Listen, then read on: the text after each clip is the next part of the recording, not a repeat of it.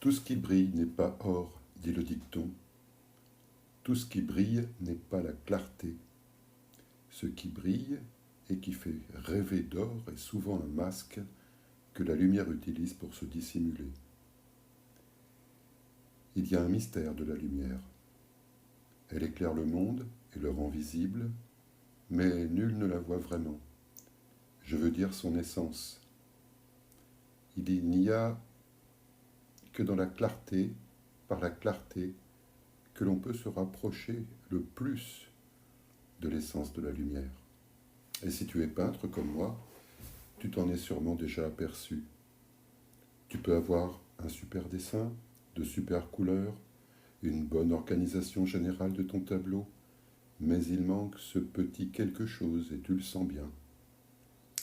Tu prends un peu de recul, quelques pas en arrière, peut-être que tu as le temps de t'asseoir, de prendre un thé, un café. Moi, j'aime bien fumer une cigarette à ce moment-là, par exemple. Et tu es là, confortablement installé. Ta toile est au-delà de cet espace que tu viens de créer. À quoi penses-tu en la regardant? Examine un peu tout ce qui est en train d'arriver, toutes ces pensées. Trop de rouge, trop de blanc, trop de ceci, pas assez de cela. Et sans doute que ce premier regard, ce premier examen, tu vas encore le brouiller avec beaucoup d'autres pensées, de nouveaux jugements. Au bout du compte, tu ressens un léger malaise. Quelque chose cloche, mais tu n'arrives pas vraiment à mettre le doigt dessus. Pourtant, tout dans l'ensemble a l'air correct, tu ne comprends pas ce qui se passe. Bonjour, je suis Patrick Blanchon, artiste peintre. Bienvenue dans cette 7e émission de ce podcast Atelier Libre Expression.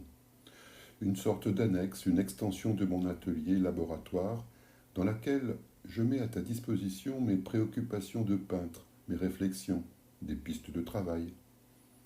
Je parle de peinture, mais je pourrais aussi parler de tout un tas d'autres choses, des choses de tous les jours, des choses de la vie. Je pourrais te parler d'un visage que l'on rencontre dans l'immédiat. Je pourrais aussi te parler d'un événement, et peu importe que ce visage soit beau ou laid, que cet événement soit joyeux ou triste, cela n'est pas important. Ce qui est important, c'est de trouver non pas ce qui est éclairé par la lumière et les jugements, mais cette clarté, ce quelque chose que tu ne peux pas expliquer, mais qui te ramène à l'instant, à l'immédiat, toujours. Ce n'est peut-être que cela la clarté dans la vie de tous les jours. Comment parvenir à transmettre cette clarté aux autres? Et c'est là une des plus grandes difficultés de l'artiste, peu importe la discipline. La clarté peut parvenir par la vue, par l'ouïe, par le toucher, et sûrement aussi par le goût, tu le sais déjà. Je crois que nous le savons tous, mais nous l'oublions. Sans doute parce que cette clarté, nous imaginons qu'elle est seulement une clarté et qu'elle ne sert pas à grand-chose, qu'elle n'est pas utile dans la vie de tous les jours. On confond cette clarté avec une absence de confusion. Il n'y a que dans ce cas, qu'on la nomme vraiment. Mais je te parle de quelque chose d'autre en ce moment. Une clarté de l'instant qui n'a rien à voir avec la confusion.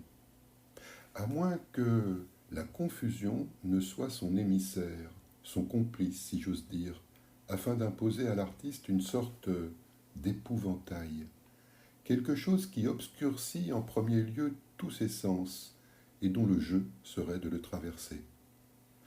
Je ne te parle pas seulement de peinture, pas seulement de visage, d'événements. Je pourrais agrandir encore le cadre, te parler de la vie tout entière comme une pièce majeure, une œuvre d'art majeure. Pourquoi ne le serait-elle pas? Quelle que soit la confusion, le trouble avec laquelle nous la regardons, c'est de cette clarté-là que je voulais te parler. Une clarté qui guérit et qui soigne des illusions de défaite comme de victoire. Une clarté qui se tient sous la lumière, la supporte à chaque instant, quel que soit l'éclairage que nous donnons à ces vies, à la vie en général. C'est ce qui te fait aller vers ce visage, vers ce tableau, accroché dans une galerie, sur le mur d'un de tes amis. Qu'est-ce qui te fait t'arrêter pour regarder ce tableau, pour regarder cette pierre, pour regarder cet oiseau qui vole dans le ciel? mais c'est toujours cette clarté, tu peux en être sûr, pas de doute là-dessus. Et quelles que soient les pensées que tu te dépêcheras de poser dessus, quelle que soit la lumière avec laquelle tu te dépêcheras parfois de la recouvrir, parce qu'elle peut t'agacer, elle peut te déborder, elle peut te rendre fou ou sage, cependant, une fois que tu es revenu à son contact, c'est comme des retrouvailles, tu ne peux plus t'en passer. Cette clarté ressemble à la certitude. Certains la confondent avec la certitude, et ils tentent de lui fabriquer un palais, une cage pour la tenir enfermée. Un tableau, ça peut ressembler à ça. Une sculpture, une symphonie. Et parfois, ça fonctionne assez bien, même très bien. La clarté, à cet instant-là, on peut tous la retrouver. N'importe qui peut se trouver en sa présence sans même savoir qu'elle se nomme la clarté.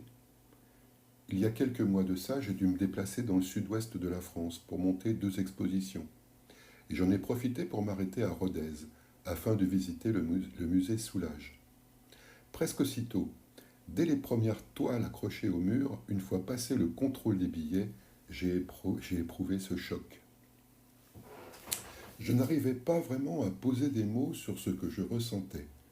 J'étais happé par ce que je détectais à la surface de ces toiles sombres qui m'emportaient vers la profondeur de la lumière créée par des jeux de matière, par un petit blanc laissé çà et là presque négligemment et qui provoquait un très fort contraste avec les tons bruns. J'ai visité tout le musée sans que cette impression ne me quitte. À chaque nouvelle pièce, ça revenait, d'une façon différente. Et c'est cette diversité qui me ramenait toujours au même, qui me fascinait. Ce n'était pas une diversité tapageuse, on ne passait pas du coq à l'âne. Il n'y avait pas à penser une confusion affichée. Cette confusion, je ne trouve pas d'autre mot pour expliquer la différence, cette confusion était discrète. Un peu comme le sourire de Mona Lisa, juste une interrogation discrète qui semblait dire au visiteur « Que vas-tu inventer de nouveau pour ne pas me voir ? Que vas-tu inventer pour t'enfuir ? Que vas-tu inventer pour rester ?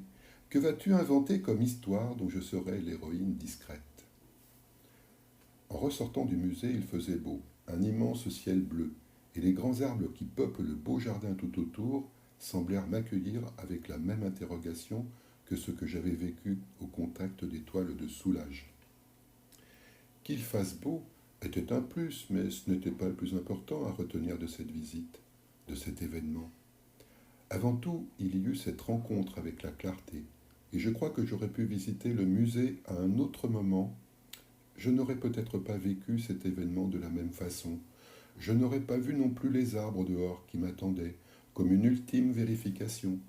Peut-être parce que j'étais prêt, ce jour-là, à accueillir cette clarté.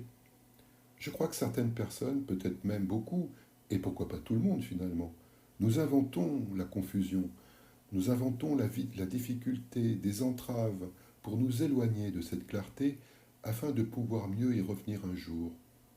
C'est une sorte de pari inconscient qui nous entraîne à tester les limites de notre libre arbitre. Le paradis et l'enfer, si tu veux. Je crois que c'est plus simple que cela, mais il faut passer parfois par beaucoup de complications pour s'en apercevoir. Et cependant, les choses ne peuvent se résoudre pour soi autrement qu'ainsi, en empruntant un itinéraire compliqué en premier lieu, un égarement. Dans le Guide des égarés, écrit par le philosophe Maïmonide au XIIe siècle, je crois qu'il dit de mémoire que pour trouver son chemin, il faut d'abord se perdre. On peut tout à fait transposer cette pensée vers la clarté. Avant de trouver la clarté, il faut passer par les ombres, par les ténèbres, et découvrir toute la richesse de lumière que ces ombres contiennent. La possibilité de l'ombre d'apporter la lumière, comme un marchepied différent pour atteindre à la clarté, que celui que propose le jour et l'éblouissement. Voilà, j'en ai terminé pour aujourd'hui. Si tu me suis, tu as remarqué que j'explorais un nouveau format, plus court. J'ai décidé d'écrire ce que j'avais envie de dire, pour ne pas me servir de la spontanéité et de ce pouvoir de l'émotion qu'elle entraîne souvent. L'émotion, d'ailleurs, c'est un peu comme cette lumière dont je parle. On ne peut pas s'arrêter à elle seulement, il faut encore la dépasser pour atteindre à ce quelque chose que j'appelle la clarté. Si cette émission t'a intéressé, tu peux t'abonner et appuyer sur la petite cloche pour en recevoir d'autres. Merci beaucoup, bonne journée, salut.